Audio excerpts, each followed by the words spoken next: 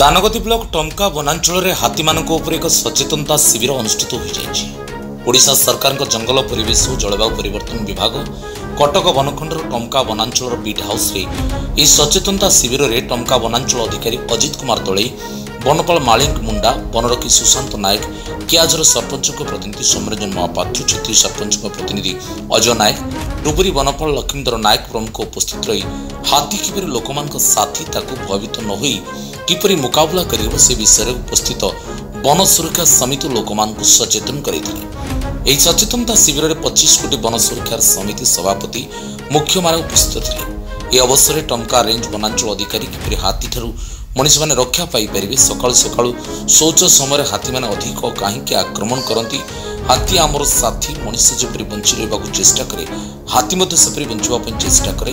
प्रजनन ऋतु समय हाथी अधिक हिंस्र होता है आउ से समय ता आखिर लुह पर किसी बोही थाए, तेणु से संगम पाई माई हाथी को खोजी बुलू थाए। तेणु से समय मनीष सतर्क रहा दरकार बोली से सचेतन करते।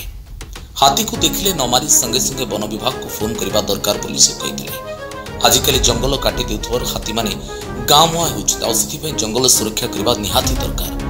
शेष में समस्त गज साथी और ग्रामवासी मान मिलित सहयोग हाथी ठारू मनीष किपरि सुरक्षित रही पार विस्तृत भाव बुझे कहते। जंगल पाखे समस्त गाँ गुड़िक सचेतनता कार्यक्रम करने उपस्थित समस्त सांबादिक मत रखते। सचेतनता कार्यक्रम बहु शिक्षण था।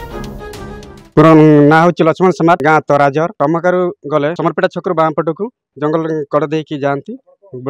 मु तराजर विशेष प्रेसिडेंट मु तो प्रथम कहि आमे ही दुष्ट, पशु मैंने दुष्ट नुहति, आमे ही दुष्ट। तो आमे जदि टेका पथर मारिबा कि तीर मारिबा से निश्चित भाव आमको आक्रमण करेंगे। जदि आमे आक्रमण करवा ना से मैंने आम कथा बुझी पारती, शुणी पारती आउ मानती भी। आमे जदि कहबा एटा मोर एतिक धन तो खातु ना जातु ये आराम से कथा मानिबे कहीं आम अंगे निभीचु।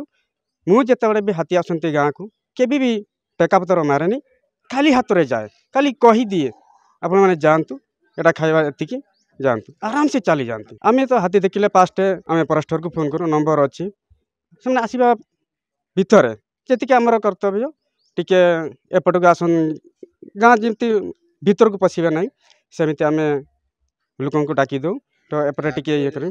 मुझे अजित कुमार दले वनांचल टमका रेंज आज हूँ गजसाथी चयन आउ समारोह दिवस रे समस्त मोर अभिनंदन। आउ गजसाथी आम चयन करने आम गाँव VSS मान डाकी एवं से किपर सचेतनता कर समस्त आज समारोह दृढ़ करूँ। सरपंच भाई मानक डाकी, मीडिया भाई मानक आम डाकी एवं किपर हाथीर सचेतनता से पखुना पखुन किसी आम जनइलु जोटा कि हाथीर केमती कौ समय से मैंने एक्टिव होती, लोक अग्रसर होती, एक्टिव होती। हाथी मानकर जो ये हाथी मनीष भितर जो जी आमर अच्छी कम्प्लीट सेटा केमती बुझेगा आम चेष्टा करूँ।